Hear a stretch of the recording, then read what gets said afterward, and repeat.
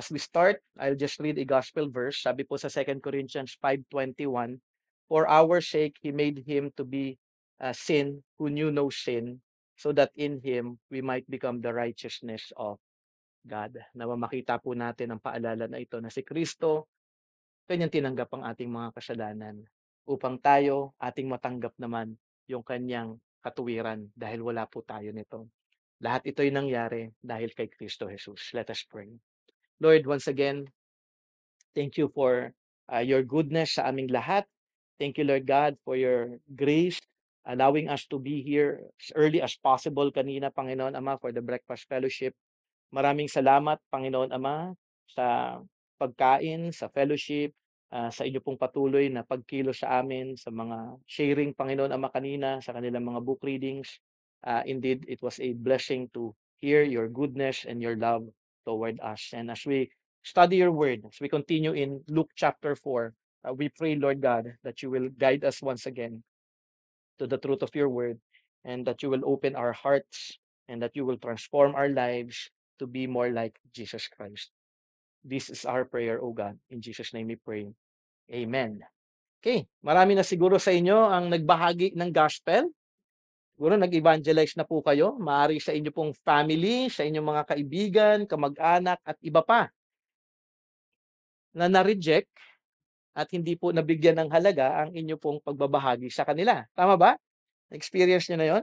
Ako, ang dami ko na pong na-experience na gano'n. Parang manhid na nga ako minsan. Pero may mga pagkakataon din na inyong binahagi ang gospel at sila naman by the grace of God ay nakinig, at by the grace of God, they come to faith. Okay, sila po ay nanampalataya. Actually, iba-iba po yung resulta, eh. Okay, pero ang pinakamahalaga ay isa lamang po yung ating mensahe ng katotohanan na inyo pong inihahayag, yung mabuting balita. Yung katapatan po natin sa paghahayag ng gospel, yun po yung pinakamahalaga. Hindi po natin isipin, sana dapat maging Christian siya dahil sinirang ko. Si God na po ang bahala doon. Ang nais ng Panginoon sa atin ay maging tapat po tayo sa mensahe na kanyang ipinagkaloob sa atin dahil yun po yung ating responsibility. At ito din actually yung tuon ni Luke sa kanyang pagsusulat patungkol sa buhay ni Jesus. Ang ating makita ang reaksyon o tugon ng mga tao kay Jesus patungkol sa kanyang paghahayag ng kanyang sarili na siya ang anak ng Diyos at tanging pag-asa ng sanlibutan para sa kaligtasan. Mahalaga po kasi yung story na ito para makita natin na hindi kakaiba kasi maging si Jesus, nagbahagi siya patungkol sa mabuting balita, patungkol sa kanyang sarili, siya din ay nakatanggap ng rejection. Kaya kung tayo man, isipin natin na natatakot tayo at ito yung part nung sa part natin. Ako kahit naman ako nung nag-start ako ng mag-share ng gospel, yung pinaka first gospel sharing ko na ginawa was with my relatives. Kasi parang we celebrated yung 100th birthday ng lolo ko na patay na. So nagpunta kami sa cemetery, na lahat ng mga kamag-anak ko, naging Christian na ako before that. So parang hinanda talaga ni God, ano? And talagang prepare ko yon. Punta ako ng library ng Higher, nag-aral ako, nagtanong ako sa self-servant ko, nagtanong ako sa mga pastor, paano ba mag-share ng gospel? And then sinulat ko lahat yon. May manuscript ako noon. And yun, syempre, binasa ko yon during our reunion. At may mga ibang nakinig, meron mga ibang hindi. Okay lang yun. And that was my first experience. And then after that, okay na. Sabi ko, mukhang alam ko na kung ano yung gagawin ko for next time. So, kung may fear kayo of sharing the gospel, si Jesus din, kasi madalas na reason natin kung bakit natatakot, dahil natatakot ma-reject. Okay? And tanggalin na natin yon kung matatanggal ninyo kaagad. Hindi ko naman maipipilit yun, dahil fear something yun na kailangan yung ilapit ito sa ating Panginoon. Pero magandang example, maging si Jesus ay ni-reject. Okay? Si Jesus na po ito. Kaya kung tayo man ay i-reject, okay lang yun. Si Jesus nga kumbaga siya na-reject, hindi tayo dapat magdamdam, pero mahalaga na maging tapat lamang tayo sa paghahayag ng kanyang mabuting balita. Let us read our passage, Luke chapter 4 verse 22 to 30. Sabi dito, Luke 4:22 to 30, And all spoke well of him and marveled at the gracious words that were coming from his mouth. And they said, Is not this Joseph's son? And he said to them, Doubtless you will quote to me this proverb, Physician, heal yourself. What we have heard you did at Capernaum, do here in your hometown as well. And he said, Truly I say to you, no prophet is acceptable in his hometown. But in truth, I tell you, there were many widows in Israel in the days of Elijah, when the heavens were shut up 3 years and 6 months, and great famine came over all the land. And Elijah was sent to none of them, but only to Zarephath, in the land of Sidon, to a woman who was a widow. And there were many lepers in Israel in the time of the prophet Elisha, and none of them were cleansed, but only Naaman the Syrian. When they heard these things, all in the synagogue were filled with wrath, and they rose up and drove him out of the town and brought him to the brow of the hill on which their town was built, so that they could throw him down the cliff. But passing through their midst, he went away. Okay? Hatiin po natin in our outline, hatiin po natin ito into 5 parts. Okay? The response, the request, the rejection, the reprieve, and the rage. Okay? So isa-isahin po natin ito. First is the response. Ating naaral last Sunday na ang unang tuon ni Jesus sa kanyang ministry ay ang pagtuturo ng salita ng Diyos. Naalala niyo yun?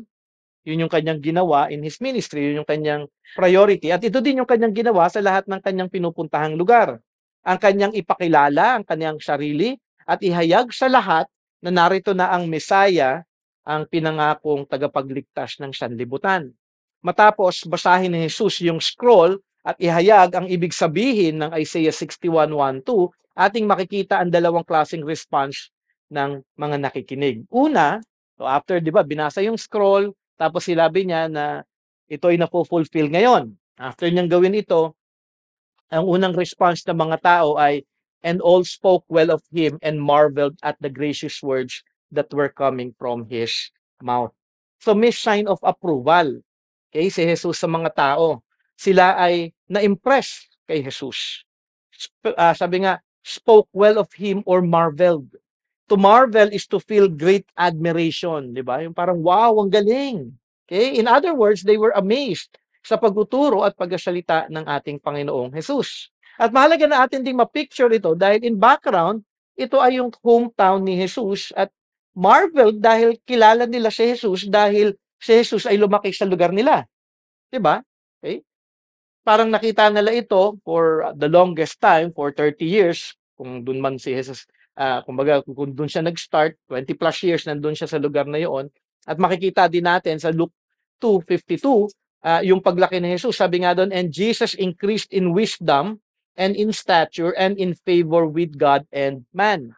So ibig sabihin, yung kanyang paglaki ay talagang mabuti ng ating Panginoong Jesus. For sure, si Jesus ay may magandang reputation sa kanilang lugar dahil namuhay siya ng matuwid, walang kasalanan, at kilalang mabuti at masunurin na anak.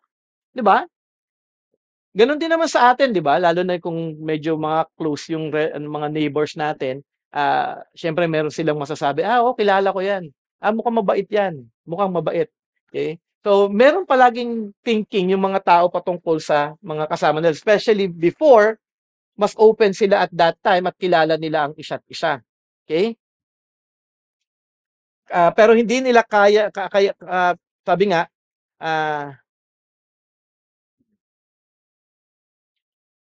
parang ang sinasabi nila na, wow, hindi ka lang pala mabuting tao o mabuting anak, marunong ka rin parang magturo at maghayag ng salita ng Diyos. Kaya they were amazed. Okay? Ano ba yung trabaho ni Jesus? Siya ay isang carpenter. Siyempre, carpenter siya. Hindi naman siya nagtuturo at that time dahil hindi pa nag-start yung kanyang ministry. So parang manghang-mangha sila na, okay, bigla kang tumayo ngayon dito sa synagogue at ikaw ay nagbasa ng salita ng Panginoon at ikaw ay nagturo. At halos lahat tayo, in some way, ay may ganito din kung pag-respond. 'Di ba? Kapag may kilala tayo na matagal na, tapos biglang may ipinakitang talent na hindi natin alam, ano yung response ninyo? Ay, may talent ka pala. Hello, may talent pala siyang kumanta, itago mo na lang. Like, joke lang yon. 'Di ba, may talent ka pala, 'di ba nagugulat tayong gano'n, marami tayong nakikilalang tao na parang may gifted ka pala, special child ka pala. Okey, joke lang yun ano. Pero alam mo yun, namamangha tayo, parang kung kunyari, may mga taong kilala tayo tapos meron silang gift o talent na hindi natin alam, we really appreciate it, 'di ba? We appreciate that. So ito yung unang response. So parang gano'n din tayo. Siguro gano'n din, gusto ko lang ma-picture ninyo yung kanilang pagka-amaze, eh. So maraming beses na tayong na-amaze for sure sa ating buhay at gano'n din yung ating, kumbaga para ma-picture lang natin yung kanilang amazement sa ating Panginoon. So ito yung unang response ng mga tao dun sa bayan ni Jesus. Pero hindi ito nagtagal, yun yung nakakalungkot. Pangalawa, ang mga nag-doubt. So meron silang magandang appraisal and then bigla silang nag-doubt and they said, "Is not this Joseph's son?" Biglang nagbago 'no, yung kanilang pag-iisip. Parang, "Teka, 'di ba anak ni Joseph 'yan?" Okay, para bang bigla silang nahimasmasan, okay, do'n sa kanilang naisip na, wow, then biglang, wait, 'di ba 'yan yung anak ng karpintero? So, parang nawala kaagad yung, alam mo 'yun, yung, pagtingin sa kanya na may kakayanan na gawin yung mga bagay na ito. So, from high note, then bagsak ang pagtingin dahil sa kilala nila ang kanyang ama na si Joseph na isang karpintero. Okay, binaba kaagad nila yung kanilang pagtingin sa ating Panginoon at sa kanilang pananaw, ang isang karpintero ay hindi nagkakaanak ng isang teacher, okey? Siyempre, dahil ang teacher noong panahon na yon ay galing din sa pamilya ng mga teachers, 'di ba? Kaya nga dapat maging teacher din yata si Gio. Ah, okey, parang gano'n, kung teacher, teacher din. So, rabbi ka, normally para sa kanilang thinking yung magiging anak in the future magiging rabbi din. So, gano'n yung kanilang thinking, parang, "Okey, ang galing mong magturo pero karpintero tatay mo."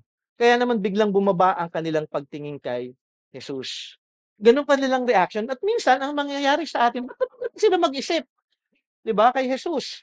Pero tayo din minsan may mga reaksyon na ganito na, wow, ang galing, tapos dahil may alam na patungkol sa kanyang background na hindi impressive, biglang, wala 'yan, hindi 'yan magtatagal. 'Di ba, wala tayong pagkakaiba sa kanila? Kilala ko 'yan, hanggang ganyan lang 'yan. Parang isang pagkain na bago sa atin, yung unang tikim, parang impressive. Tapos 'pag nalunok na, yung alam mo yung una, "Wow, ang sarap." Tapos a few minutes later, parang ano lang 'yan, ganito lang pala lasa niyan. So alam mo yun, gano'n din tayo. At gano'n yung kanilang pananaw kay Jesus dahil nga meron tayong presuppositions.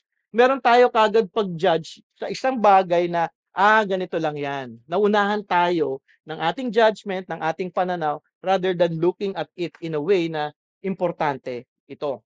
Ating tinitignan ang kanilang reaksyon dahil wala tayong pagkakaiba sa kanila. Ang kanilang tugon kay Jesus ay hindi nalalayo sa ating pagtugon kung tayo din ay nasa lugar nila. Kasi minsan when we read this, parang sobra, kung ako nandoon, mananampalataya ako kaagad kay Jesus." Hindi ho gano'n.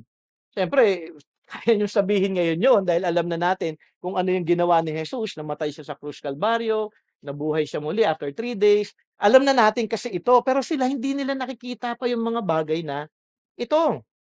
Siguro part na rin nga nito, when we share the gospel, puwedeng gano'n yung maging response ng mga taong nakikinig, do'n sa shine-share natin. Huwag tayong magagalit sa kanila dahil wala silang alam pa, eh. Ang kailangan natin ipakita is compassion para sa mga taong ito dahil wala pa silang tunay na pagkilala kay Jesus. At kung atin din titignan, sa ngayon, ito pa rin ang response ng marami kay Jesus.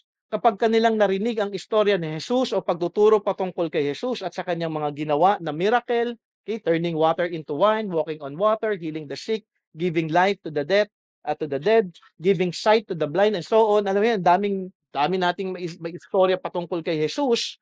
Despite of all this, wow, ang galing, in the end, pero hindi naman nabago ang sitwasyon ko, eh. 'Di ba? Napansin niyo 'yon?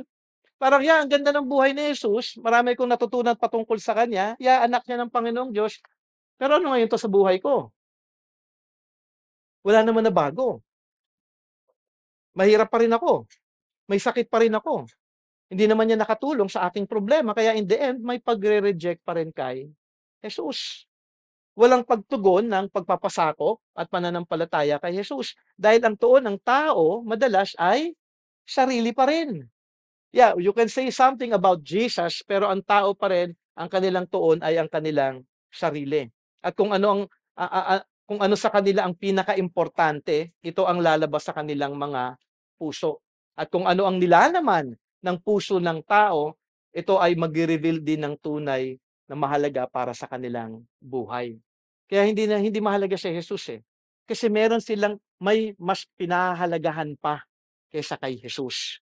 Dahil kailangan makita ng tao ang tunay na pangangailangan niya na ang tao ay makasalanan at ang makasalanan kung wala si Kristo, siya ay haharap sa paghuhukom ng Diyos. Haharap siya sa wrath of God, sa galit ng Panginoon in time. Wala nang iba pang mahalaga dapat na makita natin kung hindi makita yung panawagan ng Diyos ng kaligtasan. Hindi mahalaga actually ang trabaho, alam ko mahalaga yun, pero kung ikukumpara ang trabaho sa kaligtasan, ano mas mahalaga? Kaligtasan, 'di ba? Kung ikukumpara natin kunyari ang pera, kaligtasan dahil ang pera wala na 'yan in the end, eh. Kung ikukumpara natin ang kalusugan, kung may sakit ka at ikukumpara yung kaligtasan na hatid ni Jesus, ano yung mas mahalaga? Si Jesus pa rin. Pero makikita natin kung bakit tumatalikod ang tao kay Jesus dahil meron pang mas mahalaga kaysa kay Kristo Jesus. Kaya kung wala pa kayo kay Kristo Jesus, tignan ninyo ang inyong puso. Dahil merong kumakalaban kay Jesus na tingin ninyo na ito yung mas mahalaga. Para sa mga Hudyo at that time, dahil kilala na si Jesus, para sa kanila mas mahalaga yung kanilang pananaw kung sino si Jesus, na siya ay anak ng isang karpintero. Kaya mababaw ang tingin nila kay Jesus. Dahil meron silang pananaw na una pa, kaysa dun sa importante na dapat nilang makita. Ano yung message ni Jesus Christ nung binasa niya? Kung atin pong babalikan yung ating passage, ano yung binasa ng ating Panginoon? The Spirit of the Lord is upon me because He has anointed me to proclaim the good news to the poor. He has sent me to proclaim liberty to the captives and recovering the sight of the blind, to set a liberty to those who are oppressed, to proclaim the year of the Lord's favor. Yun yung message ni Jesus Christ. Kaligtasan. Para sa kanila, hindi yan mahalaga. Kasi ang tagapagsalita, anak lamang ni Joseph na isang karpintero. And every gospel message, palagi po natin hinahayag ang pinakamabuti at pinakaimportante at ang kanilang makilala ang ating Panginoong Jesucristo. Kaya nga kung ating makikita, ang response pa rin ng tao ay ganun pa rin. Ang pinaka nakakalungkot nga dahil mas treasure ng tao ang kasalanan.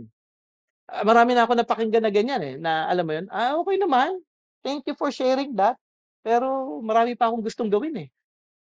Narinig niyo na yun? 'Di ba? Meron pa akong mas mahalaga pang mga bagay na kailangan kasi hindi nila maiwan ang kanilang mga kasalanan. Hindi nila kikilalanin si Jesus dahil mas mahal nila ang kanilang kasalanan at ayaw nila itong ipagpalit kay Jesus. Kahit ituro pa sa kanya si Jesus, i-share pa sa kanya na ang tanging sagot sa kaligtasan ay si Jesus. Kanyang tatalikuran ito dahil mahal na mahal niya ang kanyang sarili, mahal na mahal niya ang kanyang kasalanan. So ano yung naghihinder sa isang tao na hindi nananampalataya kay Jesus? Ang inyong mga sarili, ang inyong kasalanan, at kung ano ang inyong pinapahalagahan. Ano yung mahalaga sa inyo? Kaya kung hindi ka pa Christian, I pray na makita mo ito. Dapat Christian ka na. Kasi may message tayo ng gospel. Pero syempre, ang kaligtasan ay biyaya ng Panginoon. Hindi ito natin magagawa on our own, pero ang aking dalangin ay maging katulad ko ng lalaki na lumapit kay Jesus. Help me with my unbelief. Yun yung dapat na maging cry ninyo sa ating Panginoon. So kung hindi ka Christian ngayon, o kaya professing Christian ka, at ngayon naririnig mo na, o nga, no, parang hindi ko binibigyang halaga ang aking Panginoong Jesus. Then, cry to God, help me with my unbelief. Nawa maging malinaw po sa atin ito. Dahil ito po ang ipinapakita sa atin dito, doon sa mga tao na nag-reject sa ating Panginoong Jesus. Second, the request in verse 23. Okay? Basahin ko yung first part lamang dahil mahalaga po ito. And he said to them, doubtless you will quote to me this proverb, physician, heal yourself. Okay? So sumagot si Jesus sa kanila, sigurado ako na naisip ninyo yung proverb na ito. Yun yung sabi ni Jesus. Physician, heal yourself. So it is a proverb, sabi ng ating Panginoon, na ang ibig sabihin, bago kami maniniwala sa turo mo, evidence muna. Yun po yung tinuturo ng ating Panginoong dito sa kanila. Kung physician ka talaga, sige nga, pagalingin mo muna yung sarili mo. Yun yung sinasabi dito, physician, heal yourself. Hindi nila ito verbally na sinabi, pero muli pinapakita sa atin ni Jesus na kanyang alam ang puso ng mga tao. Wala naman silang sinabi. Pero ni-reveal ni God kung ano yung nasa puso nila. Na doubtless ano, hindi ako magkakaila nasa puso niyo ito. For sure naman kasi talaga nasa puso ng mga tao yun. Dahil nga sabi sa John 2:24-25, but Jesus on his part did not entrust himself to them because he knew all people. Tandaan niyo ito, mahalaga ito, no? And needed no one to bear witness about man, for he himself knew what was in man. Alam ni Jesus ang nasa puso ng tao. Kaya parang dito sinasabi lamang ng ating Panginoong Jesus sa kanila, alam ko ang nasa puso ninyo. Gusto ninyo ng ebidensya. Gusto niyo ng evidence na aking mapatunayan na ako ang Misaya. Okay? Ito ang makasalanang puso ng tao na hinahayag ni Jesus sa kanila. Para nga sa akin, kung wow, ang galing ng turo ng ating Panginoong Jesus, pero mas wow na bakit alam niya ang nasa puso at isip ng mga ito. 'Di ba? Alam na Jesus eh. Pinapakita na sa kanila ni Jesus na siya ay Diyos. All-knowing siya at walang pwedeng itago sa kanya. Bakit alam niya na may doubt ako, kung ako man ay nandun at nag-doubt kay Jesus, ano? Bakit niya nalaman na may doubt ako at kailangan ko ng evidence na wala naman akong sinasabi? Pero ito ang puso ng tao at that time. Sabi nga ni Jesus, what we have heard you did at Capernaum, do here in your hometown as well. Yung mga narinig namin na miracles at mga ginawa mo sa Capernaum, gawin mo muna dito bago kami maniwala sa iyo. Ang dami mong ginawa sa Capernaum, di ba? Ang dami mong ginawang miracles doon, di ba? Bago kami maniniwala, gawin mo muna ang lahat ng ito. To see is to believe. Sana hindi ganun yung ano nyo, no? Pananaw sa buhay, ano? Dapat we are to have faith, we are to believe kung ito po ay sinabi ng salita ng Panginoon. Okay? Baka naman isipin niyo, sigurista lang. Sigurista lang. Okay? Pero ang panawagan dito ay pananampalataya kay Jesus. At ipinapakita ngayon sa atin, sa ating lahat ang puso ng tao. Wala tayong pagkakaiba pa rin sa kanila. Tayo din nag-doubt kay Jesus. Sino sa inyo yung unang sharing ng gospel naging Christian na kaagad? Wala, di ba? Nung una nga, di nga. Kasi meron tayong meron na tayong unang pananaw dahil Catholic born tayo na country na ito. Ang pananaw natin ng kaligtasan ay good works. At hindi nawawala yun. Yun yung kinalakihan ko at mostly sa inyo, yun yung kinalakihan ninyo. Maliban na lang kung kayo ay katulad kunyari ni RD, at least lumaki na siya kaagad na may understanding na hindi sa mabubuting gawa, maliligtas ang tao. Siyempre may generation na praise God for that. Pero ako, yung generation ko, by works. Kaya magda-doubt talaga ako. Teka lang, okay naman si Jesus, pero di ba dapat may gawin din ako? Yun yung doubt eh. Yun yung meron tayong lahat. Kaya dito makikita natin na wala pong pagkakaiba din tayo. Dahil ang pananaw natin, sabi ko nga kanina, pananaw nating lahat, ang kaligtasan ay nagmumula sa ating mga sarili. Sa ating sarili, may thinking tayo, it will come from us. Mayabang kasi tayong lahat, di ba? Lahat tayo mayabang thinking nating lahat, kahit alam natin makasalanan tayo pa rin ay mapupunta sa langit. Mayabang natin eh. Di ba, tinanong ako dati, tingin mo, bakit ka mapupunta sa langit? Kasi syempre, may ginawa akong mabuti. Mabuti akong anak, o mabuti akong ganito, o mabuti akong ganyan. Ang pananaw natin ay may kabutihan ako, bakit kailangan ko si Jesus? Hindi man sila that time na nagsasabi sa kay Jesus na ganito, pero ganun din yung kanilang nasa puso. May self-righteousness din sila. Hindi lang doubt, ito din ay naghuhugat sa kawalan natin ng karunungan patungkol sa salita ng Diyos. Sino sa inyo nakapagbasa ng Bible na nung bata pa lamang? Wala naman nagbabasa sa atin, di ba? Ako, hindi din ako nagbabasa ng Bible, pero ang thinking ko, ligtas ako. So yung pananaw ko ng kaligtasan sa tingin niyo na hindi ako nagbasa ng Bible, saan ko nalaman, saan ko nakuha yung pananaw na ako'y ligtas? Sa tao, sa sarili, sa relihiyon, at ang yabang natin na parang feeling natin alam na natin ang lahat without even reading the Bible. Kasi marunong tayong lahat eh. Hindi pa nga natin nababasa, may pananaw na kagad tayo. 'Di ba? Kasi nga, inuunahan natin na may alam ako at magaling ako. Nagmamarunong pa ang tao sa katotohanan na hinahayag na ng malinaw na sa salita ng Diyos. Tatanungin ko kayo, ang Bible ba ay salita ng Diyos? Yes, siyempre, wala naman sa inyo magsasabi ng no, dahil baka mapalabas kayo ni Brother Angelo mamaya. Joke lang yon. For sure, ang sagot ninyo ay oo, pero ito ang problema. Sasabihin ninyo na salita ng Diyos ang nasa Bible, pero in truth, ito ang tanong, tunay nyo ba talagang itong pinaniniwalaan at sinusunod? Doon na tayo magkakaroon ng labanan. Okay? So, bakit? Dahil hindi pa rin sa kawalan ninyo ng tunay na pananampalataya, okay, dahil pa rin ito sa kawalan ninyo ng tunay na pananampalataya at kawalan ng ebidensya ng inyong pananampalataya na malinaw na rin na hinahayag naman sa salita ng Diyos. Ibig sabihin, may faith tayo, sabi natin may faith tayo and we believe on something, kahit na minsan malinaw ng hinahayag sa salita ng Diyos, iba pa rin yung ating pamumuhay. Sasabihin nyo, you believe that the Bible is God's Word.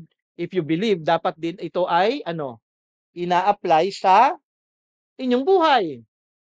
Hindi mo pwedeng sabihin, you believe on something, tapos hindi mo ito ginagawa. Anong tawag doon? Deceived na tao. Liar. Okay? Hindi ko sinasabing perfect obedience, pero alam natin, may conviction tayo, ito yung dapat kong ginagawa, gagawin ko ito for obedience and for the glory of God. Hindi perfectly, kasi may conviction, magko-confess ka, mag-repent ka, babalik ulit ang lakad ng tama sa Panginoon. Pero may pagsunod. At patuloy ka na nagnanais na sumunod. Hindi yung, alam mo na ito, pero patuloy ka pa rin sa pagtalikod sa salita ng Panginoon. Di ba? So, kailangan yung makita yung bagay na ito. Yesterday, ang teaching ni Pastor Bob sa annual meeting ay ang pag-ibig ng mananampalataya sa church.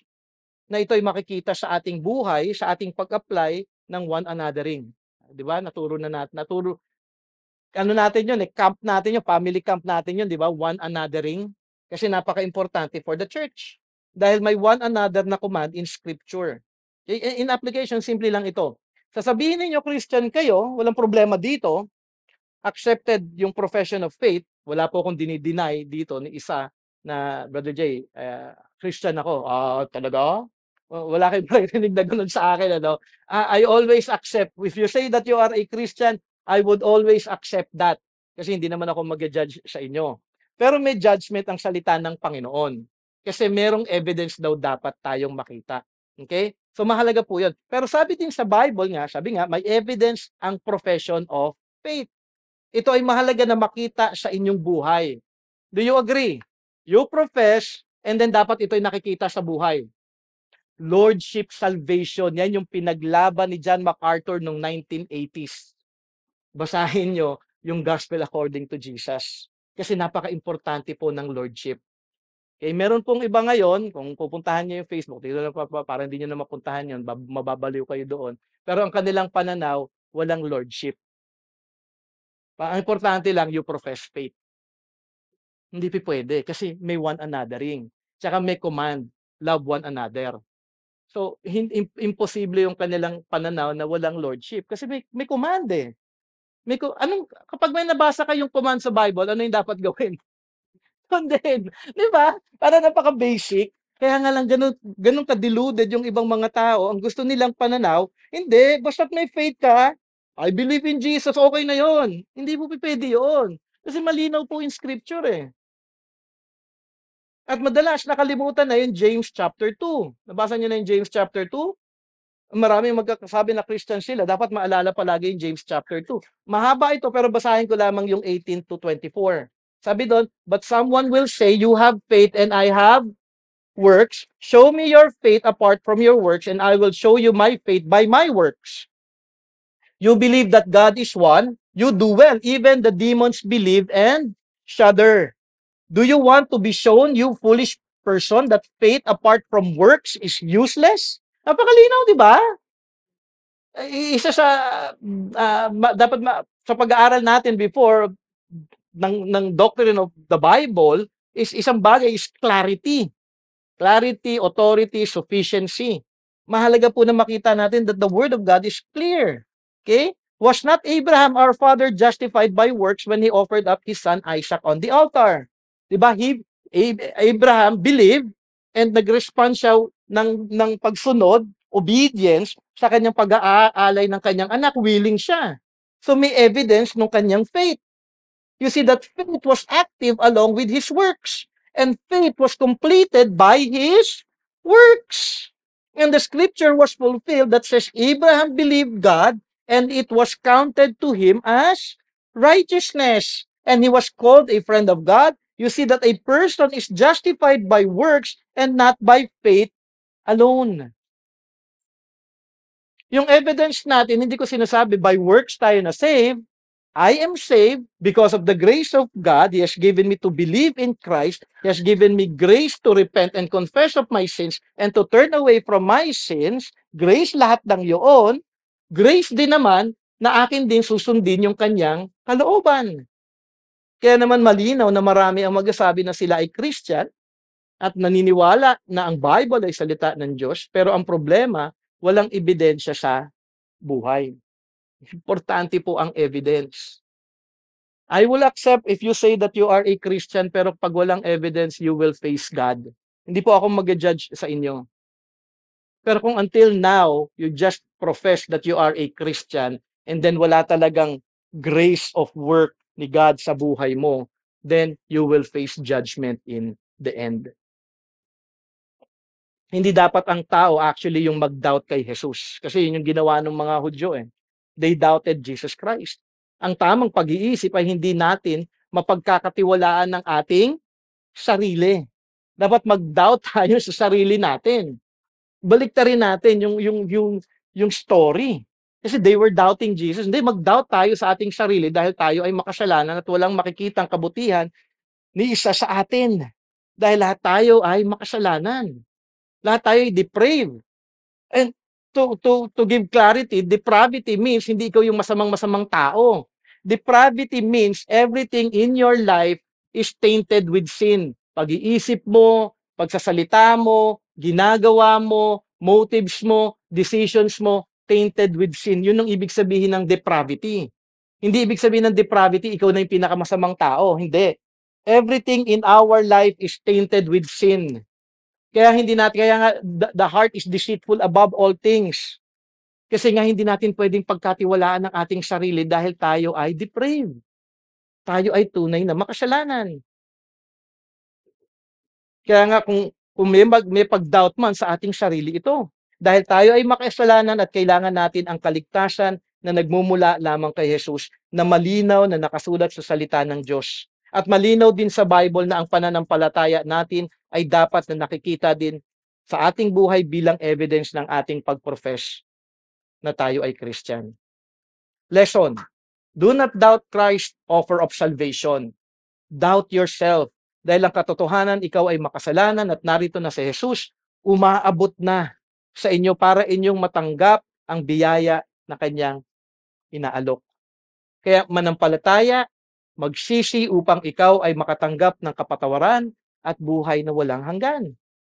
Jesus has nothing to prove. Nagawa niya na ang lahat para sa ating lahat. Alam natin yun, di ba? Nagawa na ni Jesus ang lahat para sa ating kaligtasan. Wala na tayong pwede pang idagdag dito. Ang tamang tugon ay tayo, ating siguruhin, na tayo nga ay tunay na kay Jesus. Paano ito?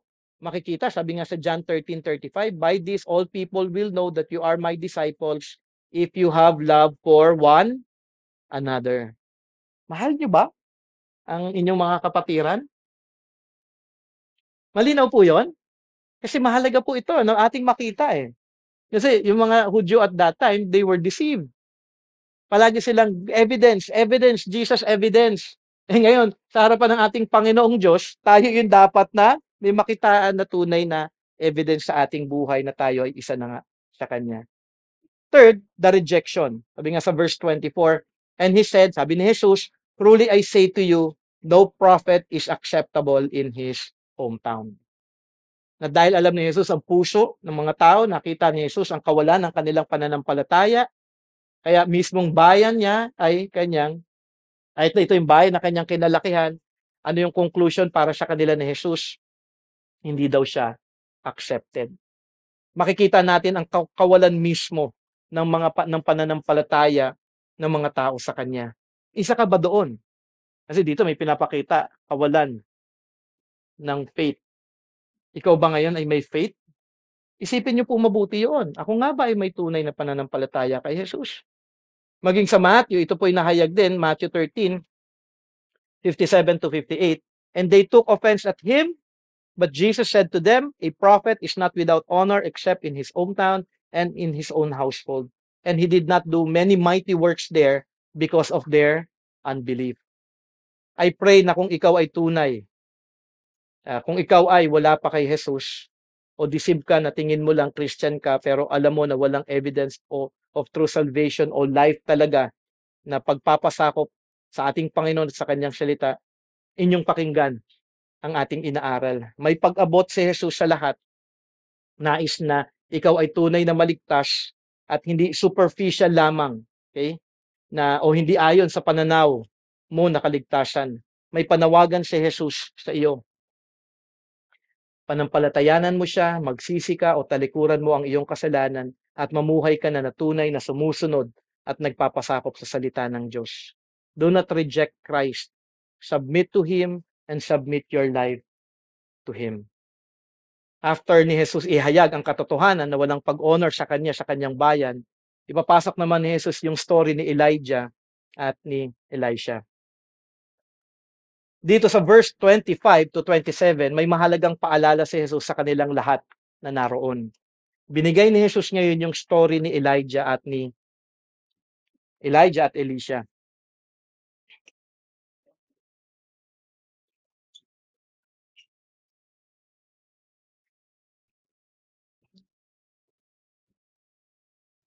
Ano ang kahalagahan ng story nila? Siguro yung story nung kay Elijah, kung alam po ninyo ito, maraming widows actually sa Israel at that time, sa panahon ni Elijah. Okay? Parang sa ating church.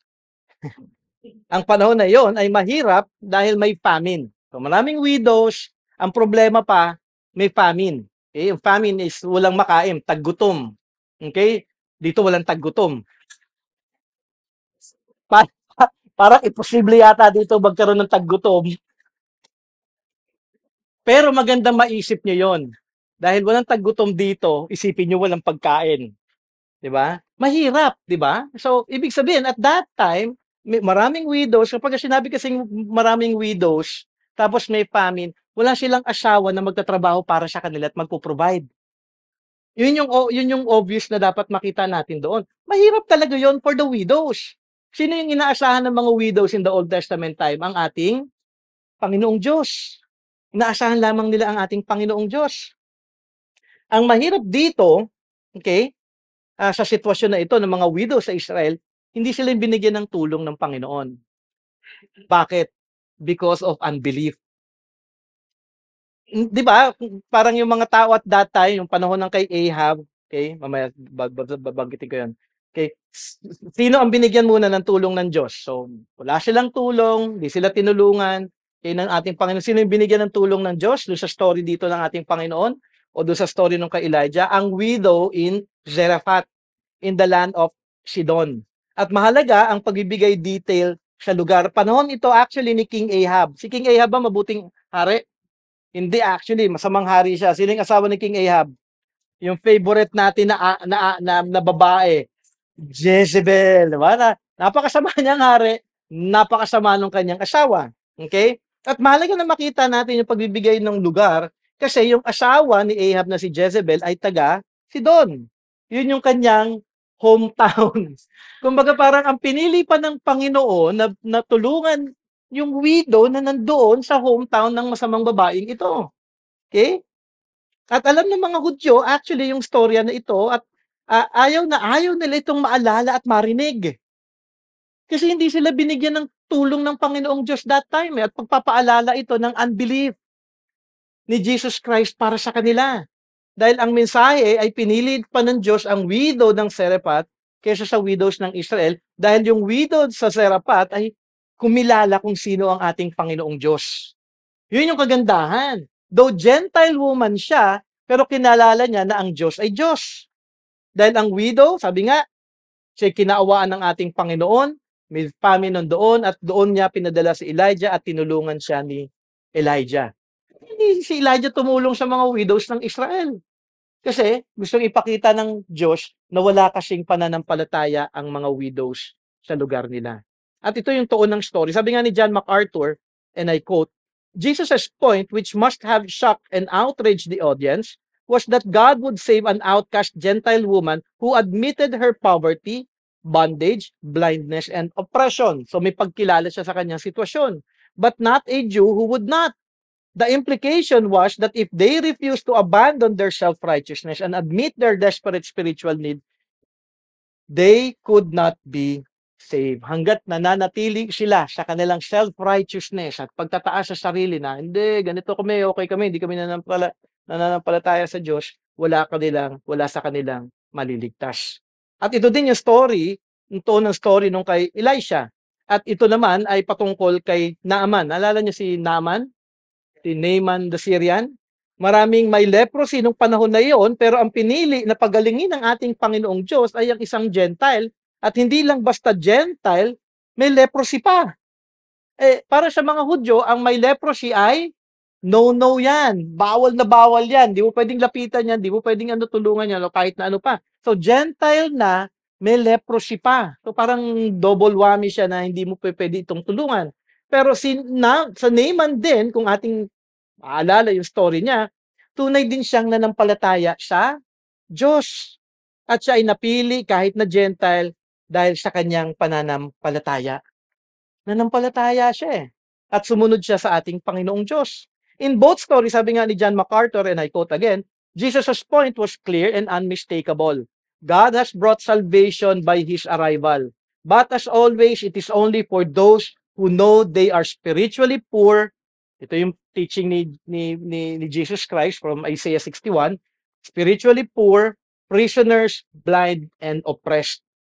Unless his hearers were willing to humble themselves like that outcast Gentile widow and that Syrian leper terrorist did and admit their spiritual need, they could not be saved.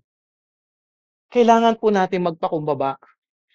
Walang kaligtasan para sa mga magmamataas na tingin ninyo okay kayo at hindi ninyo kailangan ang panuntunan ng Diyos. May command, okay na ako Baliwala yung mga commands ni God, okay lang ako, basta't ako mamumuhay ako on my own. Hindi ho pwedeng ganon. Okay? Sasabihin nyo Christian kayo, pero namumuhay pa rin kayo sa inyong sarili at walang pagpapasakop sa kalooban ng Diyos. Kahit na buong buhay mo, magprofess ka na ikaw ay ligtas, pero kung walang tunay na pagpapakumbaba at tunay na pagpapasakop at pagsunod kay Jesus sa ating Panginoong Diyos, wala pa rin kaligtasan para sa iyo. It's not just profession of faith.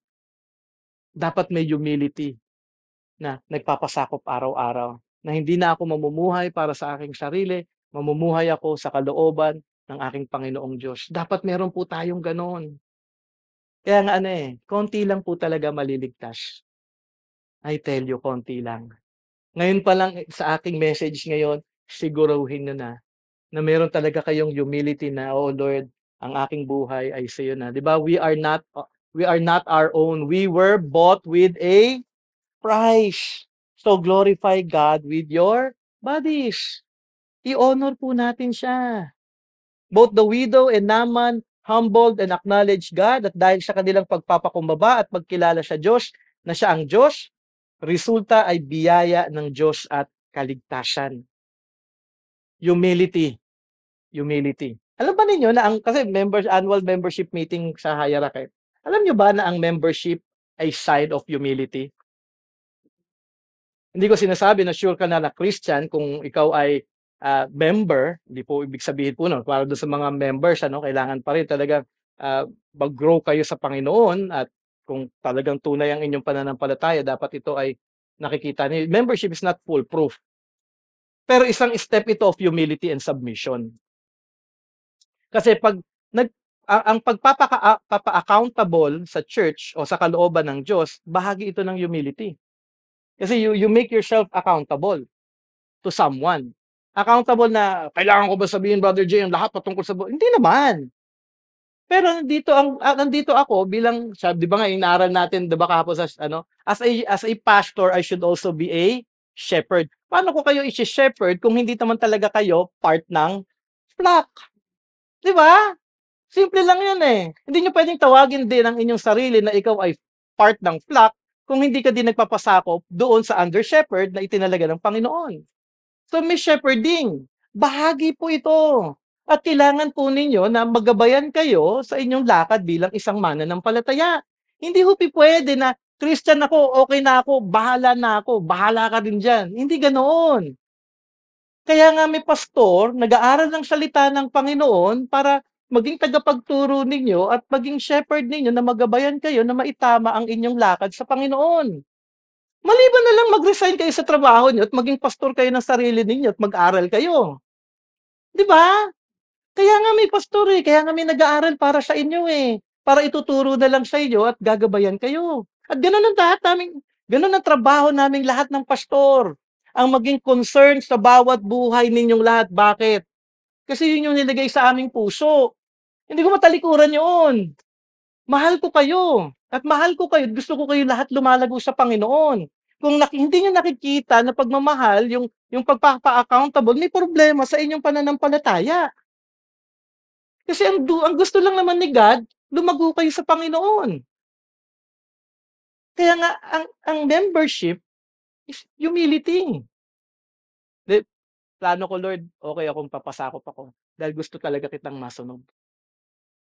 Importante po ito na makita ninyo. Hindi ko pino-promote yung membership as membership itself, but in the New Testament, may membership talaga doon. Hindi lang sinabi siyang membership, pero kilala nila kung sino yung bahagi ng church nila para kanilang alagaan at tulungan. Hindi niyo puwede sabihin na, "Brother Jay, pananaw ako ng Christianity na sarili ko." Hindi nga, kaya nga may church, eh. Church is you are to be part of the church. You cannot just say na taga-BSL ako, pero hindi ka part dito, hindi ka namin puwedeng i-recognize na part ng church kung hindi ka din talaga member. Kasi humility, ang part ng membership is humility kasi kaka interview ka, mag-aaral ka, submission 'yun, eh. Aaralin mo yung membership class, aaralin mo yung doctrinal class, 'di ba? Tapos magsa-submit ka in terms of, ah, membership interview. Bahagi po ito at mahalaga na makita po natin ito. Kasi kailangan po natin na magpasakop sa Panginoon. Hindi sa akin, not to me. Be reminded, not to me. Ako din, under din ako ng membership ng Hierarch. So nagpapasakop din ako sa Hierarch, nagpapasakop ako sa leadership ng Hierarch. Yung Hierarch, sila Pastor Bob, under din yan ng CCM, nagpapasakop din yan. So ibig sabihin, talagang may purpose ang lahat ng ito that we are to submit to one another. Nakasulat yun sa Ephesians. Kaya nga mahalaga na makita ninyo ito. Kasi sila nagpakumbaba, eh. And then we are to submit also and humble ourselves to be part of that na. Lord, ito yung kagustuhan mo. Ito yung nasusulat sa salita ng ano mo, ng iyong salita sa Bible. May one anothering. Ilan yung commands ng one anothering? 60 plus. Tapos paano niyo sasabihin na Christian ka tapos yung 60 plus command na one anothering hindi mo ginagawa? Isa ano, love one another. Ano yung showing of love one another sa church? You are to be serving one another. Hindi mo puwedeng sabihin na parang, love ko lang kayo, pero walang action. Hindi puwede yun. Love ko kayo, paglilingkuran ko kayo. Mag-i-serve ako. Gagawin kong lahat. Pupunta ako ng maaga dito, magpa-practice kami para sa worship team. Yun yung serving. Mag-i-serve ako para sa children's ministry dahil mahal ko kayo, tutulungan ko kayo, sama-sama tayo na mag-evangelize, sasamahan ko kayo sa Bagong Pag-asa Outreach. That's love. At mahalaga na makita po natin ito hangga't maaga pa. Kasi may pagkakataon pa na maayos natin yung ating buhay at mailinya talaga sa Panginoon. Kasi you cannot serve if you are not part of the membership. 'Di ba sabi ko nga, kailangan spirit empowered, yung inaral natin last Sunday. Paano ko malalaman kung talagang nasa iyo yung Holy Spirit kung hindi ko alam yung profession of faith mo? Kung hindi ko napakinggan ang iyong testimony? Kung ang pananampalataya mo ba ay tama o hindi? Hindi ako yung panuntunan, ang Bible ang panuntunan natin patungkol sa salvation nating lahat. So mahalaga po na makita natin humility. At dahil wala pong humility yung mga tao at that time, they were not saved. And then verse 28 to 30, lastly, the rage. And when they heard these things, kasi nga sabi ni Jesus Christ, yung mga ito nag-humble. Kayo, parang alam nila, di kami mag-humble. When they heard these things, all in the synagogue were filled with wrath. They rose up and drove him out of the town and brought him to the brow of the hill on which their town was built, so that they could throw him down the cliff. But passing through their midst, he went away. They were filled with wrath. Puno po sila ng galit.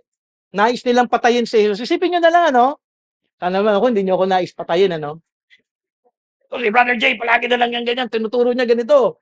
Hulog namin ikaw dyan sa creek. Okay? Ano yung plano ng Panginoon? Ano yung plano nila para kay Jesus? Patayin.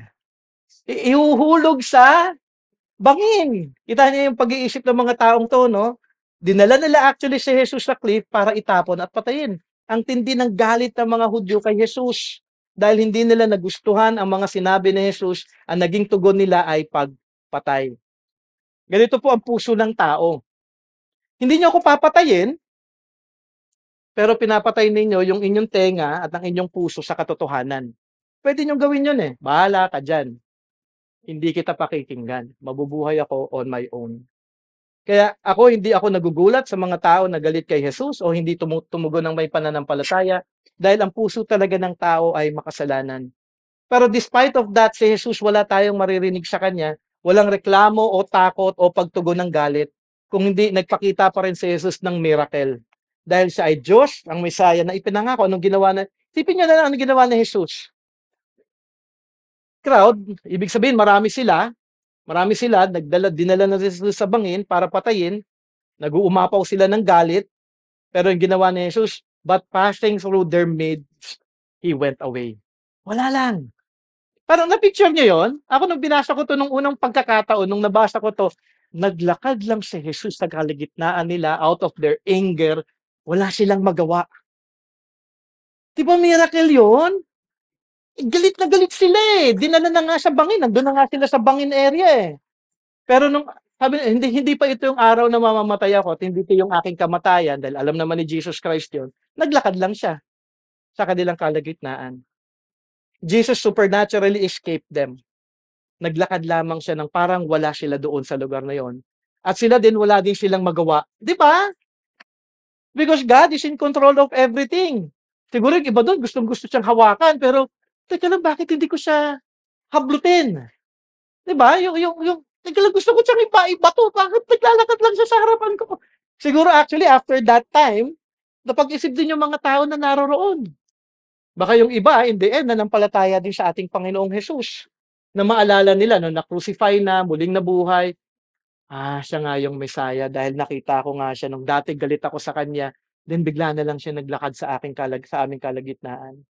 It was a miracle. At patuloy lamang dito na inihahayag ni Jesus na ako ang Messiah at panampalatayanan niyo ako. Yun yung message ni Jesus. Wala kayong magagawa sa akin. Dahil ako yung ipinangakong Messiah at may plano ang Diyos at gagawin ng Diyos ang kanyang plano para sa akin, para kayo ay maligtas. In ending, let me just read yung kay John MacArthur.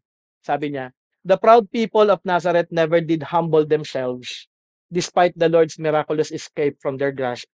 When Jesus returned sometime later, he wondered at their unbelief kasi nagpatuloy pa rin po sila.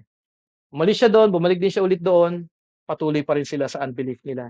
Their refusal to admit their spiritual destitution, bondage, blindness, and oppression stands in stark contrast to the repentant Gentile widow and leper.